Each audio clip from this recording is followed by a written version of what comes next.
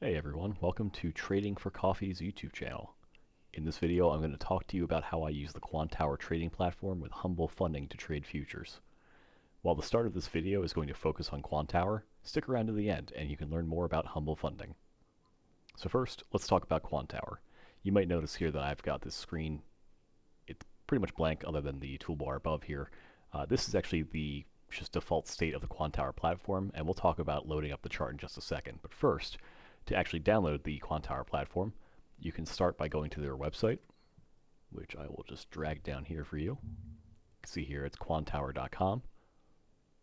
And here you can easily see what their features and pricing and all that stuff are. But just for the purpose of this video, we can go over to download. And when you click on download, you get your options here. So downloading for Windows. I don't know if there is a Mac or Linux version of this, so anyway, you just go ahead and click download, and then once it is downloaded and installed, you can open it up, and that will take us back here to Quantower. So once we load up Quantower here, there's a few things we need to keep in mind. First of all, by default, you can use it for free without a paid license, and it's great, but while much of the platform is available this way, there are some limitations to be aware of. Most notably is not being able to use copy trading across multiple prop firms. And let's face it, if you're using a platform to trade futures, you're probably doing copy trading. Anyway, another big limitation is the inability to use volume-based tools like Volume Profile and VWAP, and we can talk about that more in just a minute. The good news is that with prop firms like Humble Funding, you can get a Quantower license included with your evaluation. And again, we'll touch on Humble Funding later on in this video. So once you've got Quantower downloaded and installed and running, this is how it looks. Now, we could start by going ahead and checking our connection. In this case, we're using Humble, so I would just go to my little connection arrows here. And under Rhythmic, I can go and, you see this little plus sign here, create a brand new login. Now, in this case, I've already got one set up for Humble. I'm actually already logged in here. You would connect it easily, log in this way, and then get your chart up and running. Now, just a quick caveat, if you are creating a license for the first time with Humble or any other platform for that matter, you'll probably have to sign into Rhythmic first, which you can access by going to the Rhythmic downloadable program. But once that's all set up, you just go ahead and click up here in the top left, and now we can pick the instrument that we want to trade. Typically, I trade NQ or ES, so in this case, I'll just go ahead and load up NQ. By double-clicking on it here, I can now see various options here. I personally always just go to NQ front month. In this case, you can see here it says NQH5.CME. Obviously, once that changes, it'll become NQM5, and then after that quarter is over, NQU5, etc. So I'm just going to go ahead and click on NQ. Oh, and I am looking at the wrong thing. I was under options. Let's go back up a little bit. And here under futures, I can now select NQ and my front month. All right. I swear I've used this before. So now that I've loaded up the chart here, we can go ahead and dive into some of the features. Now, by default, you see this nice looking chart. You don't have to have this black background here. I typically prefer it this way. It's just easier on my eyes, but obviously there are other customizable options that you can access by going up to the top right and clicking on settings. That brings up all of this stuff here. But what I want to show you to begin with is just adding various indicators. If we go to the top left here in this vertical toolbar, you see there's an option to add the indicator. It's kind of small in this video, but you can see it's 3 bars with a little squiggly above it. I'll go ahead and click on that.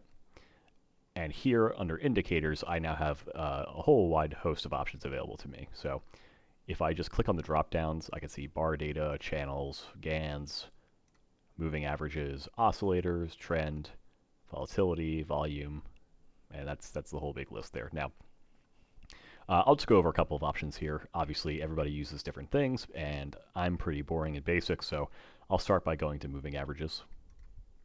And here under moving averages, there's a whole bunch of options. Most of the stuff I personally never even used, but I will go ahead and pick my exponential moving average. And I always start with the 200. And I'll just change the color down here. There we go, set that as a default. And you might notice that it actually hasn't appeared here. Over in the top left again, in the top left of the chart this time, I can see it says EMA 200 close. If I just hover my mouse here, you'll see that there's a little eye icon that's crossed out. If I click on that, it will show the 200 average. And I will repeat this process. This time I'm just going to go ahead and type in exponential. And by typing in exponential moving average, I can select it. And once again, I will just change this to a 50 this time.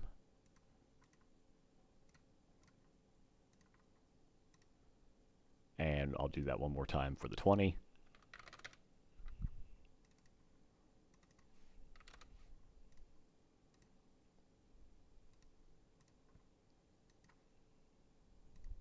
Okay, so now I can see 200, 50, and 20, and they're all showing. So those are a couple of basic indicators. And why don't I pull up a few more here, some that I use and don't use anymore. I've always been a big fan of pivot points, which I can find by just typing in pivot, and then under the trend dropdown, I can select pivot point. And there's a couple of different configurations under calculation method, like Camarilla, Fibonacci, Woody, and DeMark. I'm just going to go ahead and stick with the classic. And I have the colors defaulted to the way I want, so the white is the middle pivot point, and green is up, and red is down. I think they're different colors by default, and you can obviously easily change them. And after adding it to the chart, if you want to change them after the fact, just go back up here to the top left, find your indicator, click on the wheel, and then you can go ahead and change those colors, as you can see here. And then let's just add one more. I'll throw in the MACD. There we go, and it goes to the default settings. And as you can see here, we've got our exponential moving averages, we've got our pivots, and we've got our MACD, and they all load very nicely into the chart. So yeah, those are my moving averages, and the MACD are the other indicators. One more thing we can look at here is also how to add in the volume options. Now again, if you don't have a paid license with Quantower, you may not have access to VWAP or to like the volume profile on the right here, but I do have that, so I'll just quickly show it to you. If I right click on the chart, click on volume analysis, I can see here there are a couple of different options. If I click on right profile automatically, then it will go ahead and load that up in a second. There's my volume profile. And I can actually go into more detail here by opening up that volume analysis again, clicking on settings, finding right profile. And now I can choose what it's actually documenting here. Right now this is full chart range. I could change it to something like, let's say, the hour. So this is giving me the volume by the hour instead, which in retrospect it might not be doing because it is the end of the day. So I'll just throw the full chart range back on. Additionally, there is the VWAP down here. If I click on VWAP and enable it, you'll notice that it threw this white line on here. And let me go ahead and make these disappear for a second. So now you can see there's that white line. That's the VWAP. I can even actually go in and click on settings, VWAP, and I can even turn on the standard deviations of the VWAP, and that allows you to see the VWAP bands, so to speak. So yeah, plenty of options there. So for those volume traders, Quantower has what you need for that. Anyway, I personally don't use this anymore, so let me go ahead and turn that off. There we go. And let me just go ahead and throw those back on there. So obviously it's after hours and I'm not going to take a trade here. But with that being said, we can quickly touch on how easy it is to trade with the Quantower platform. If you've traded futures before on something like Tradeovates, Project X, or NinjaTrader, you know that you can chart trade, and you can do that here too. The way that I typically do it is I navigate to the top right here, and you see there's a little window pane icon. If I just click on that, it's going to open up this chart trading. And what I can do now is I can click on my account, Humble Funding, and now I can unlock that. And now I can go ahead and choose, the number of contracts that I want. I can also choose to buy the ask with a bid or sell the ask with a bid or market and so on. I can also click on this little mouse icon. Doing that brings these two little buttons above me here, and I can see it says buy one limit and sell one stop. What this means is that if I left click, it's going to issue a buy order, and if I right click, it will issue a sell order. So this allows me to directly manipulate the chart with my mouse and drop my order wherever it is I want to go. And in another video, I'll actually enter a trade this way so you can see it. So that's pretty much it for Quantower. With that being said, I did say I was going to touch on Humble Funding, so let's go ahead and navigate to their website, which we can easily do here. I'll just drag this over. So here is humblefunding.co. These guys are a futures prop firm. They're a relatively small operation and kind of quiet. And when I say quiet, I mean that I haven't seen too many advertisements about them lying around. They do have a Discord, though. The Discord is small, but it is very active when it comes to support, and I think it's really worth noting here. So let's just go ahead and talk about them. I personally do use Humble Funding, as you saw in the Quantower chart. I do actually have an account with them. In fact, if I, up here in Quantower, if I click on account, you can even see it says my account information, so you can see it says what the balance is and so on and so forth. So yeah, I do use them. So let's just go ahead and talk about Humble and kind of what I think makes them a promising firm in the already crowded prop firm space. So first of all, multiple accounts. Like I mentioned before, if you're trading futures, you probably want to copy multiple accounts, and you can with Humble. Humble offers 20, which is pretty significant. And I know what you're thinking. You know, Apex Trader, Elite Trader Funding, they also offer 20 accounts, but you know, there's reasons that you might want to pick Humble Funding over Apex or ETF, and those reasons are a couple of things. First, with Apex Trader is reputation. You know, I could probably make a whole video about everything that happened with Apex Trader Funding a few months back. And if you've been in the space for a while, you're probably aware of the high-profile meltdown in their Discord and among their traders. You know, there's been multiple videos made by other creators on the topic, and I highly recommend that you look into them. But the short version is that Apex denied payouts and is allegedly still doing so. Their Discord was a disaster as well, in which the mods treated customers like crap. I was there. You know, I also was a customer that got treated like crap, but anyway, their reputation is kind of a garbage fire as a result of that.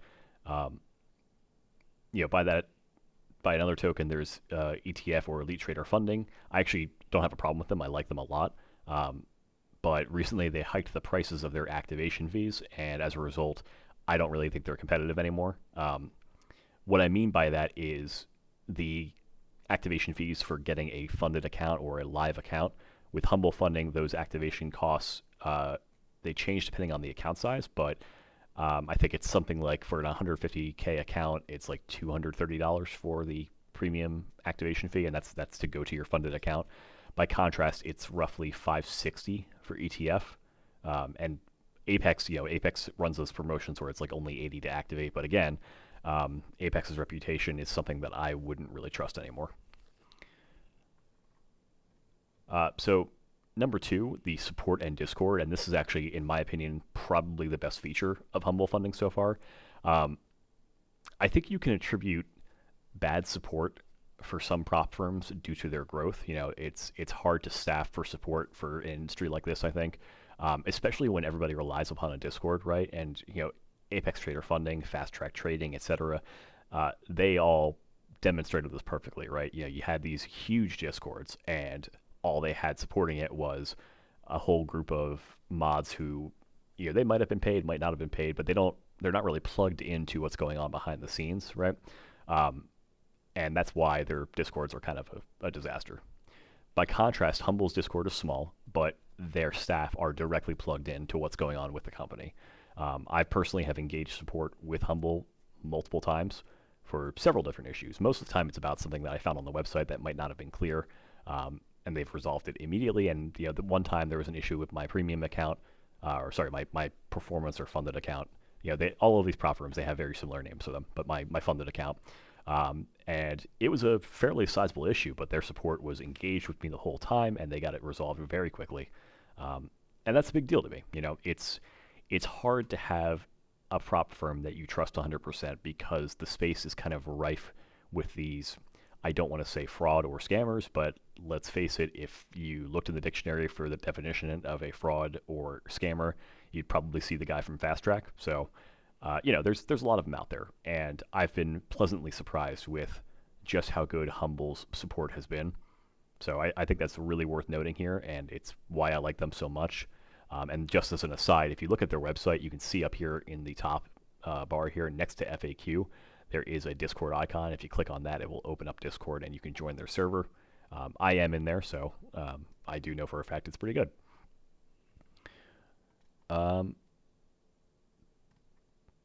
And then finally, it's kind of hand in hand with their support, but my final point is their dedication to clarity. And what I mean by that is kind of what I touched on already, which is I found several issues on their site before, typically something like a rule or something wasn't spelled out correctly or wasn't made quite clear enough, and they were able to resolve it quickly. Every time I've reached out to them and said, hey, other prop firms, you'll see this here. Is this what you mean? They've been quick to resolve it. So I think that level of clarity and that dedication to transparency is worth noting. And I think it's what makes Humble stand out to me. Again, these guys are a small operation, but they seem dedicated to me.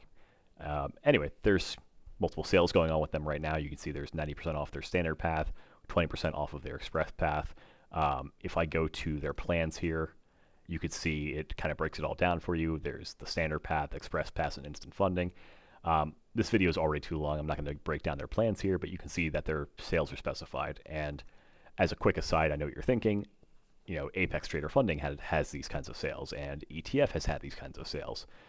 In the case of Apex, especially with their denial of payouts, one thing that they did with these huge sales is they also discounted their activation fees. And I know nobody likes activation fees, but there's a clear sense of liquidity and longevity with Humble. Even though they're doing these discounts here, their activation fees are still pretty normal, right? They haven't discounted their, let's say, their $230 fee down to like $50 like Apex was doing. So, again, nobody likes activation fees, but I don't see Humble doing discounts in such a way that make me question if they're going to be around for a while, which is what we did see with Apex or similar venues like that. So, yeah, all right, I'm done rambling. This video's gone on long enough. Again, this is Quantower. I really like it. I use it regularly. I use it every day. And then Humble Funding, which I also use every day. I personally, with their sale, I'm going to be adding to my account soon enough. I'll probably add a couple more. But yeah, if you like this video, I highly recommend checking them out. They're great. Their support is really great. And yeah, that's it. Thank you so much for watching.